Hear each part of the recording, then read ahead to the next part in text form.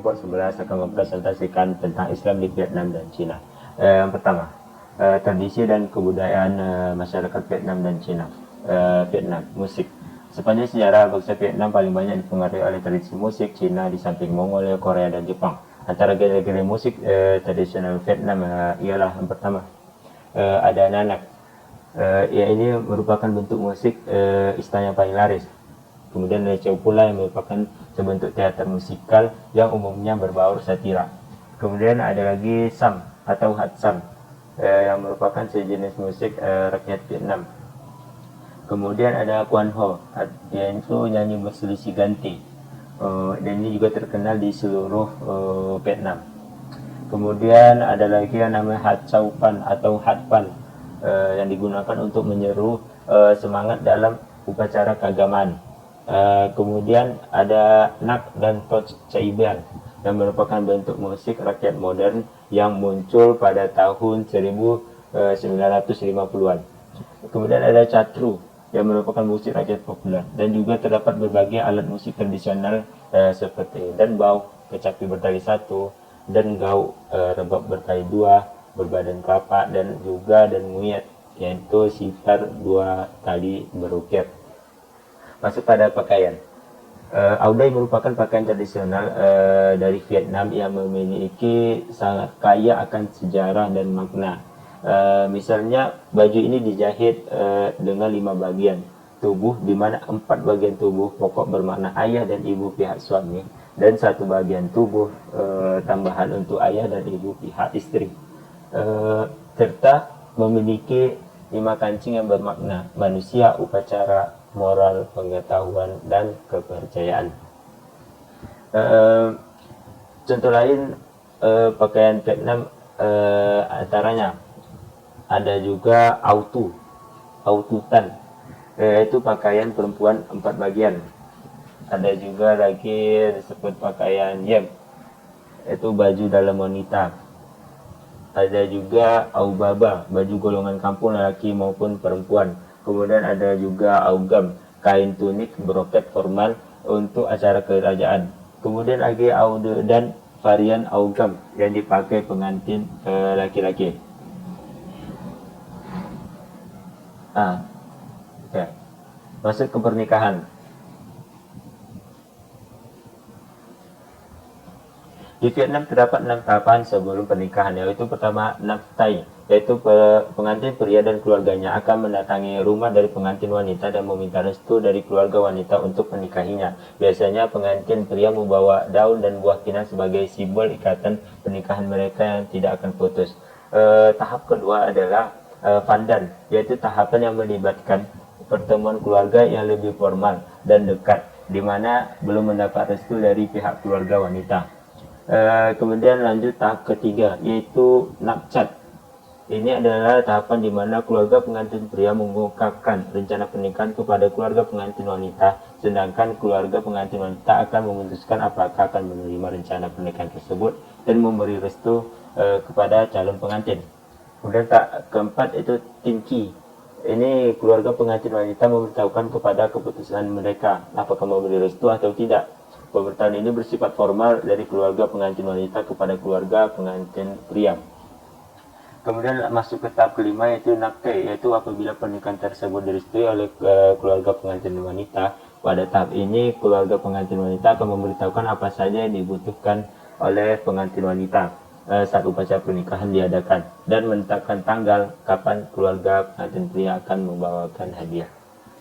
Dan tahap terakhir yaitu Dangen, yaitu ritual pernikahan untuk memohon restu leluhur mereka. Dan pada tahapan ini kedua pasangan tersebut sudah resmi menikah. Dulu masyarakat Vietnam percaya bahwa apabila salah satu dari tahapan ini dilanggar, maka akan mendatangkan musibah kepada kedua keluarga. Namun seiring berjalannya waktu, saat ini demi menghemat waktu dan biaya, hanya 3 tahapan yang umumnya diadakan, yakni Nap Tai, Pandan, dan Dangen. Oke, kita masuk kepada kebudayaan Cina. Pertama, kaligrafi Cina. Kaligrafi atau tulisan Cina adalah seni menulis tanda-tanda bahasa Cina. Kaligrafi ini telah muncul sejak abad kedua bertujuan untuk menyampaikan gagasan sekaligus menampilkan keindahan abstrak garis. Kaligrafi Cina dapat ditulis dengan menggunakan kuas dengan mengandalkan pergelangan tangan yang bergerak dengan luas. Kuas yang digunakan terbuat dari bambu dan tinta untuk menuliskan huruf-huruf Cina yang penuh makna. Kemudian yang kedua, makan menggunakan sumpit. Awalnya sumpit diciptakan bangsa Tiongkok sejak 3000 sampai 5000 tahun yang lalu. Di dalam masyarakat Tionghoa dan Cina, tradisi makan bersama adalah kesempatan berkumpul sebagai sarana untuk mempererat tali persaudaraan antara sanak keluarga dan teman-teman. Itulah sebabnya agar pertemuan menyenangkan, maka penggunaan alat makan yang tajam harus dihindari. Kemudian ada Cheongsam. Cheongsam ini adalah gaun yang digunakan oleh wanita Cina. Gaun ini diciptakan pada tahun 1920-an dan merupakan gaya busana yang dipakai oleh wanita kalangan atas pada saat itu.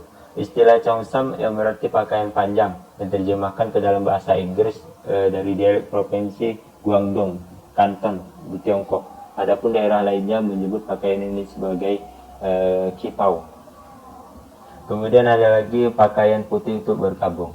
Jika umumnya orang berkabung menggunakan pakaian hitam, maka warga Cina menggunakan pakaian berkabung serba putih yang disebut holam. Warna putih merupakan kemurnian pemakaian pakaian berkabung, bertujuan untuk meringankan penderitaan orang yang meninggal. Adapun bagi keluarga yang berkabung dengan pakaian berwarna putih, mereka akan mendapatkan hoki atau pengaruh baik, karena semakin lama masa berkabung, maka semakin banyak hoki yang akan diterima. Kemudian ada lagi kalender Cina. Kalender Cina merupakan sistem penanggalan tertua di dunia. Hal ini semakin menguatkan bahwa Cina adalah negara yang telah memiliki peradaban sejak lama. Kalender Cina atau Imlek telah digunakan sejak abad ketiga sebelum Masehi. Kalender Cina diciptakan di Huang di Pulau Maharaja Kuning pemerintahan tahun 2698 sampai 2599 sebelum Masehi. Dalam kalender Cina terdapat tahunnya dinamai dengan nama-nama binatang. Misalnya tahun 2015 sebagai Sio monyet, sapi.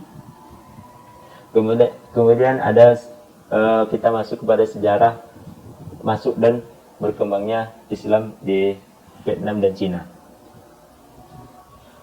Vietnam pernah dikritik karena menjadi negara yang tidak ramah bahkan represif terhadap pemeluk agama, terutama bagi penganut Islam.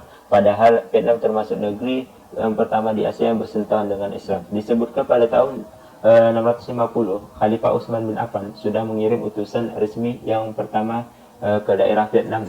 Sekarang yang pada waktu itu berada di bawah kekuasaan dinasti Tang di Cina. Bukti lain menyebutkan bahwa sebenarnya Islam masuk ke Vietnam mulai akhir abad ke-11 yang dibawa oleh para pedagang India, Arab, dan Persia yang singgah di kawasan itu. Namun jumlah pemeluk Islam di Vietnam mulai meningkat ketika Kesultanan Malacca memperluas wilayah di saat kerajaan Champa runtuh pada tahun 1471. Namun Islam belum menjadi agama yang dikenal secara luas di kalangan Cham sampai pertengahan abad ke-17. Islam baru dikenal dan jumlah pemeluknya bertambah ketika sekitar pertengahan abad ke-19 banyak Muslim Cham yang berimigrasi dari Kamboja dan menetap di daerah Sungai Mekong. Pada awal abad ke-20, ketika Vietnam menjadi jajahan Prancis, kaum Melayu Islam mulai memiliki pengaruh kuat pada orang Cham dan masjid-masjid serta madrasah banyak didirikan di daerah selatan. Sejak masa itu, para ulama Melayu mulai memberi khutbah di masjid-masjid dalam bahasa Melayu dan mulai banyak orang yang belajar ke madrasah-madrasah yang didirikan oleh orang Melayu Cham. Setelah kemerdekaan Vietnam, terutama selama masa perang 1957 sampai 1975, kehidupan orang-orang Islam relatif terisolasi bahkan disisihkan. Nasib mereka bertambah malang setelah perang berakhir dan seluruh Vietnam dikuasai oleh Partai Komunis. Tahun pertama Republik Sosialis Vietnam yang ditandai reunifikasi atau penyatuan kembali seluruh Vietnam, kehidupan umat Islam makin tertekan. Mereka dilaporkan memang tidak mengalami kekerasan fisik, namun banyak yang ditutup oleh pemerintah dan orang-orang Islam dilarang berhubungan bahkan berbicara dengan orang-orang asing. Tekanan tersebut membuat banyak di antara penduduk Muslim Vietnam yang kemudian memiliki meninggalkan negeri mereka. Setelah berdirinya Republik Sosialis Vietnam pada tahun 1976, tercatat sekitar 55.000 Muslim Cham berimigrasi ke Malaysia dan 1.750 orang lainnya diterima sebagai imigran oleh negara Yaman. Terjadinya gelombang imigrasi yang hebat dari para Muslim Vietnam ini tidak lepas dari perubahan politik dan kekuasaan di negara tersebut. Mereka yang tetap tinggal disebutkan memang tidak mendapatkan penganiayaan dan kekerasan, namun mereka tidak dapat beribadah menurut keyakinan dan mengklaim bahwa masjid-masjid banyak ditutup oleh pemerintah. Pada tahun 1985, komunitas Muslim Vietnam, khususnya di Ho Chi Minh City, mulai terverifikasi mereka tidak hanya orang asli Vietnam saja. Kemudian masuk ke Cina. Agama Islam telah hadir di Cina lebih dari 1.400 tahun yang lalu. Dalam hal ini terdapat berbagai teori mengenai kehidupan kedatangan Islam di Cina. Teori yang pertama tertulis dalam kitab sejarah Cina yang berjudul Ciu Tang Su, yang diceritakan Cina pernah mendapat kunjungan diplomatik dari orang-orang Tasik atau Arab. Orang-orang Tasik ini merupakan duta dari Tan Mimo atau Amirul Mukminin yang ketika, yakni Utsman bin Affan. Pada masa Khalifah, Utsman bin Affan menugaskan Sa'ad bin Abi Waqqas untuk membawa ajaran ilahi ke dataran Cina. Kemudian utusan Khalifah itu diterima secara terbuka oleh Kaisar Yung Wei dari dinasti Tang. Sejak saat itu Islam dikenal mulai tersebar di berbagai wilayah di Cina. Kemudian ada juga teori kedua yang mengatakan bahwa Islam masuk di Cina melalui jalur perkawinan, di mana kalau diperhatikan wajah-wajah mereka sangat mirip dengan wajah orang Arab, Parsi, Turki, Uzbekistan, Afghanistan, dan ada juga yang kelihatan seperti orang Pakistan. Perkawinan di antara bangsa tersebut telah membantu mempercepat perkembangan dan penerimaan Islam di kalangan masyarakat Cina. Kemudian ada juga teori ketiga yang mengatakan perkembangan datangnya masuk Islam itu melalui jalur perdagangan lada. Jalur ini dipergunakan oleh saudagar Arab yang melakukan perdagangan melalui laut. Salah satu kesan akan kedatangan para pedagang tersebut adalah berdirinya masjid-masjid 5 di Guangzhou. Baik, selanjutnya kita masuk ke sejarah kerajaan besar Islam di Vietnam dan Cina, yaitu Kerajaan Champa. Kerajaan Champa atau bahasa Vietnam Chiem Tan adalah kerajaan yang pernah menguasai daerah yang sekarang termasuk Vietnam Tengah dan Selatan. Diperkirakan antara abad ke-7 sampai dengan 1832. Sebelum terbentuknya kerajaan Champa, di daerah tersebut terdapat kerajaan Lin Yi. Akan tetapi saat ini belum diketahui dengan jelas hubungan antara Lin Yi dengan Champa. Lin Yi diperkirakan didirikan oleh seorang pegawai pribumi yang bernama Qiu Lian, mengambil keuntungan dari merosotnya kekuasaan dinasti Han. Akhirnya untuk membentuk wilayah dari sebagian wilayah militer Cina. Kemudian menyatakan diri raja di Xianglin, wilayah yang paling selatan, secara kasar dapat disamakan dengan bagian selatan, yaitu di daerah kota Hue yang sekarang menjadi provinsi Vietnam. Bismillahirrahmanirrahim. Assalamualaikum warahmatullahi wabarakatuh. Baiklah, di sini saya Tania Rahmadani akan melanjutkan penjelasan sebelumnya, di mana saya akan membahas 3 pembahasan. Yang pertama, 1. Keadaan sosial politik hukum di Vietnam dan Cina. Pertama, Vietnam. Keadaan sosialnya itu, penduduknya itu berjumlah lebih kurang 79.832 juta jiwa, dengan 80% penduduk asli Vietnam, sedangkan yang lainnya itu berasal dari Cina, Champa, Thai, Mio, Hmong. Agamanya itu seperti Katolik, Buddha, Taoisme, Konghucu. Vietnam bagian selatan itu menganut kepercayaan Katolik Roma, sedangkan perekonomian itu berdasarkan pertanian, industri, pertambangan, dan hasil hutan. Pertanian seperti padi, industri seperti tekstil, semen, pupuk, dan kaca. Pertambangan seperti emas, biji emas, dan timah. Hasil hutan seperti bambu, kayu manis, dan lain sebagainya. Yang kedua, politik.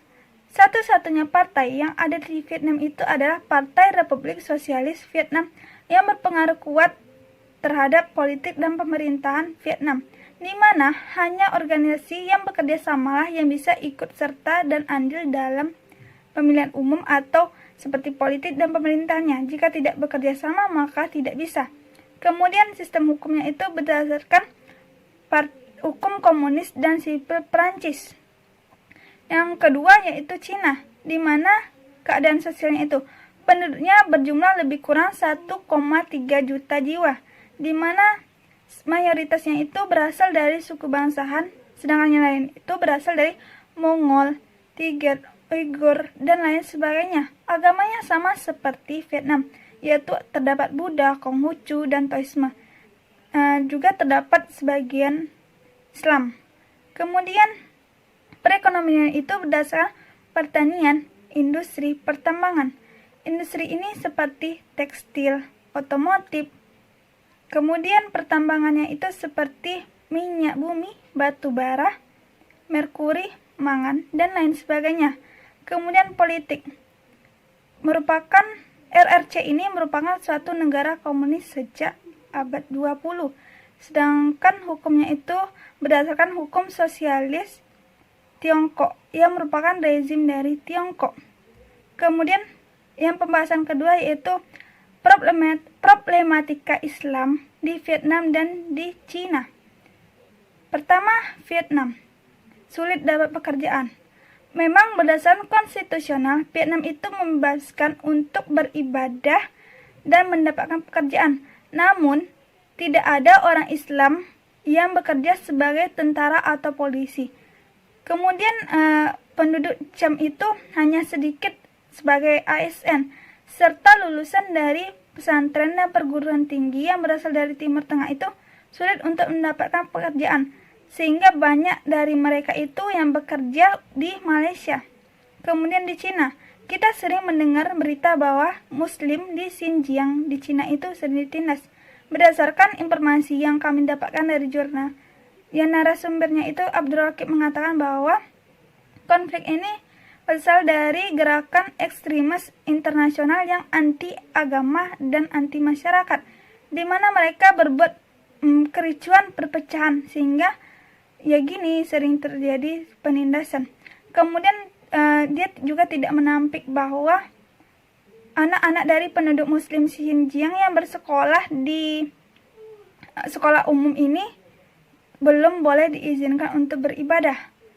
Kemudian terjadi kesenjangan dari etnis ataupun agama di sana, apalagi agama Islam. Kemudian keadaan perkembangan Vietnam, Cina sampai sekarang. Yang pertama, Vietnam.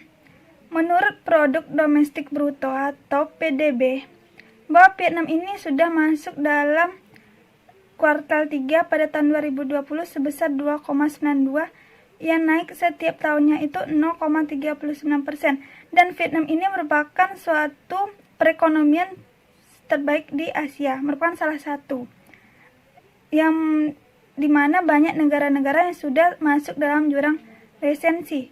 Kemudian Cina sudah menjadi raksasa ekonomi baru yang sudah menjadi pesaing bagi negeri Syam, yaitu Amerika.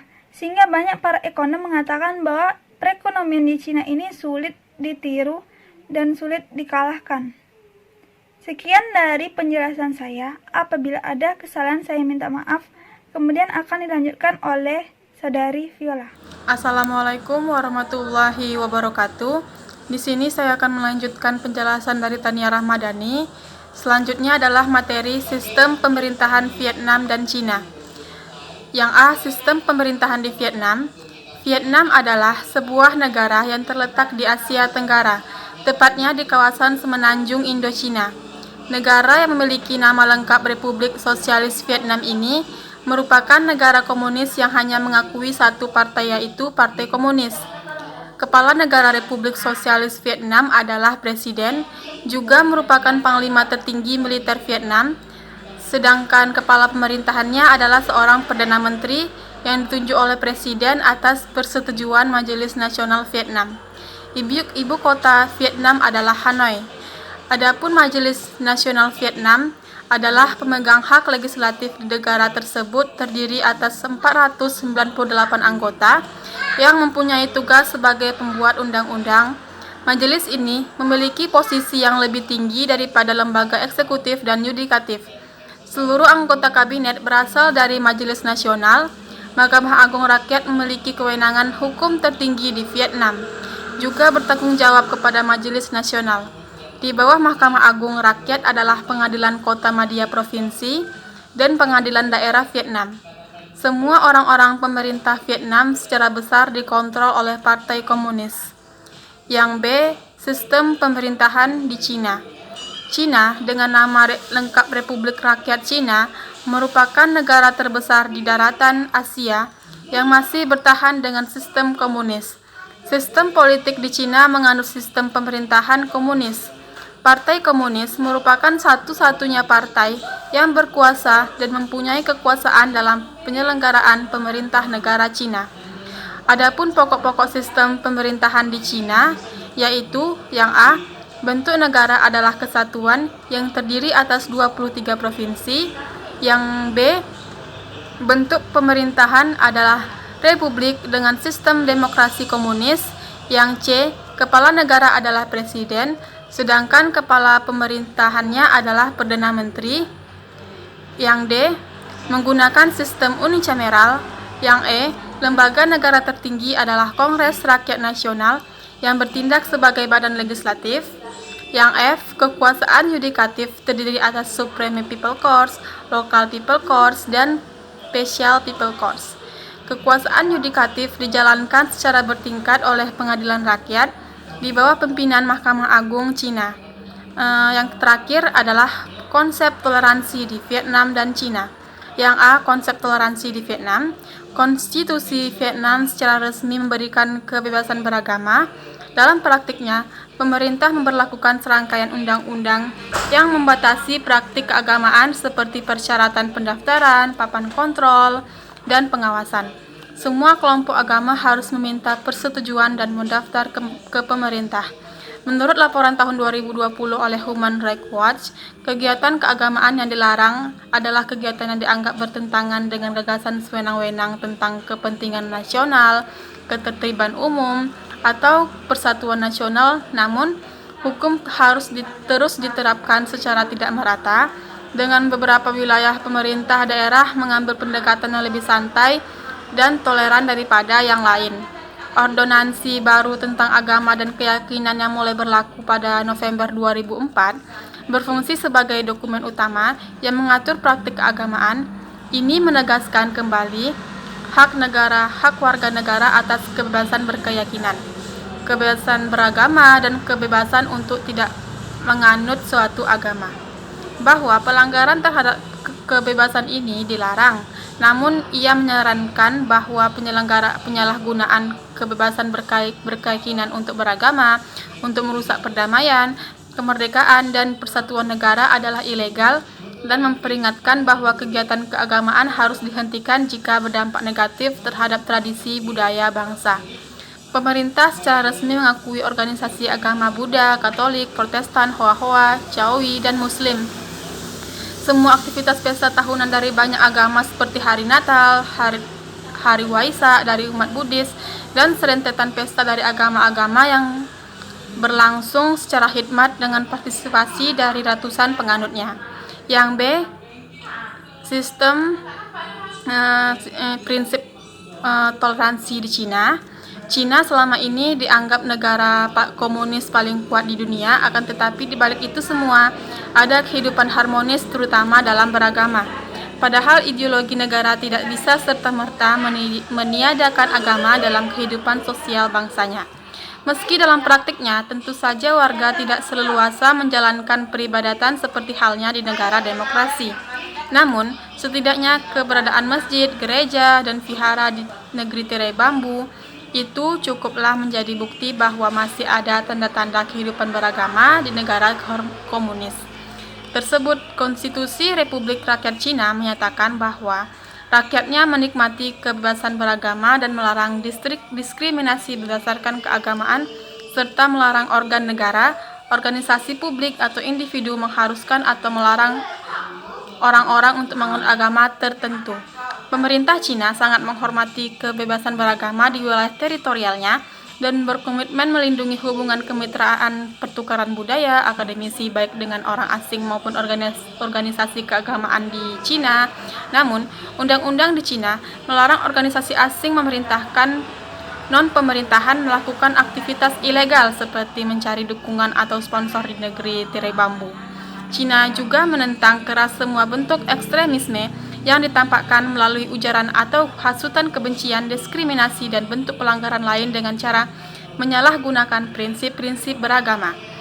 Demikianlah presentasi dari makalah kelompok 11. Jika ada salah-salah kata, saya mohon maaf, kami semua mohon maaf. Saya akhiri dengan wassalamualaikum warahmatullahi wabarakatuh.